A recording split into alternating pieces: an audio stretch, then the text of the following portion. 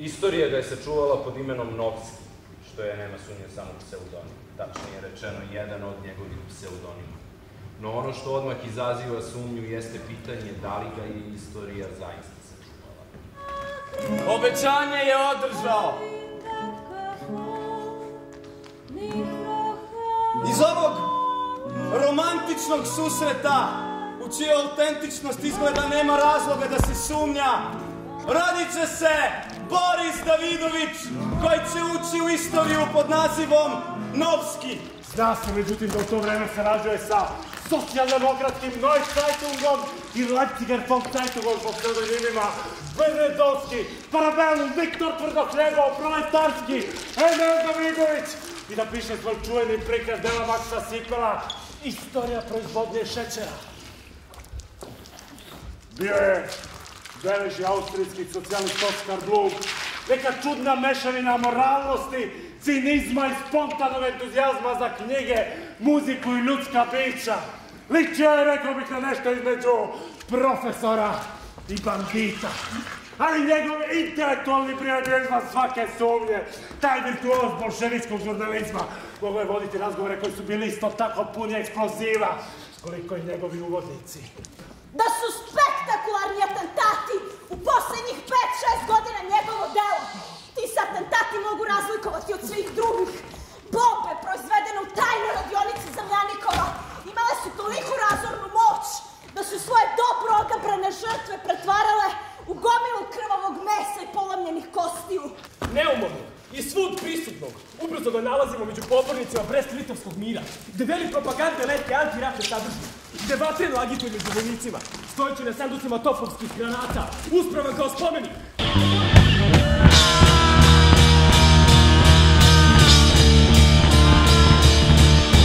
Živeli mladenci! Živela crvena flota! Hura za hrabru posadu Spartaka! Revolucionarni savet Kronštata šalju blindiranim kolima 9 sanduka francuskog šampanjca koji je dan ranije vele zaplenjen od anarhista. Slomiti Novskog bilo je za Peđukina pitanje časti, iskušenje najvećeg stepena.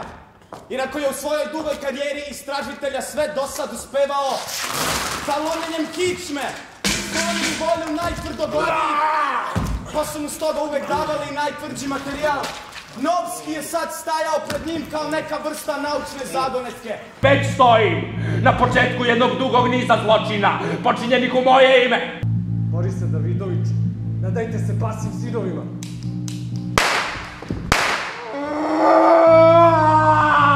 Ali iste ga noći prebacuju iz kamene ćelije u zatvorsku bolnicu gde provodi kao u ludilu 10 dana pod budnim pogledom stražara i bolničkog osoblja koje je dobilo zadatak da od ovih sažaljenja dostavlja Spartaka stvori čoveka, dostojnog tog imena.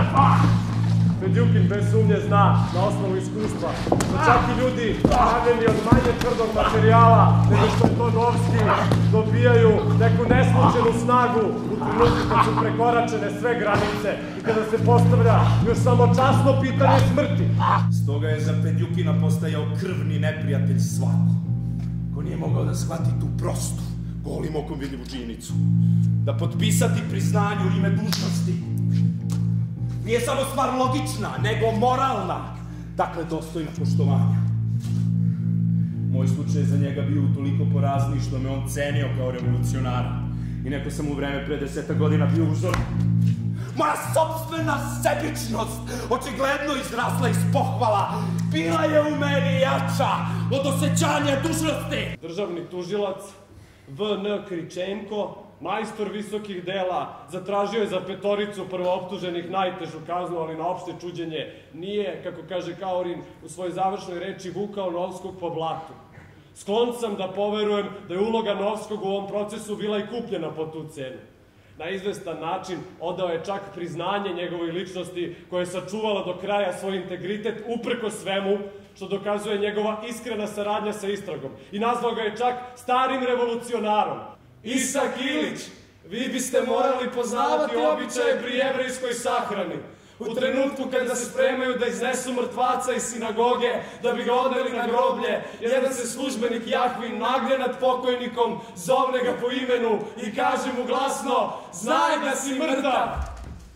Onda na trenutak zastao i dodao: odličan običaj. U znak zahvalnosti i valjda uveren da iz smrti izvukao što živ čovjek izvući može, Novski u svojoj završnoj reči ponavlja da su njegovi zločini zaslužili u punoj meri smrtnu kaznu kao jedinu pravednu, da odluku tužioca ne smatra ni ukoliko preteranom i da neće uložiti žalbu da mu se poštedi život. Pošto je izbegao pokretnu smrt sramnih vešala, smrt pod puščanim plutonima smatrao je srećnim krajem i dostojnim završetkom. Mora da je osjećao izvan ovog moralnog konteksta da neka viša pravednost zahteva da mu dođe glave čelik i olovo.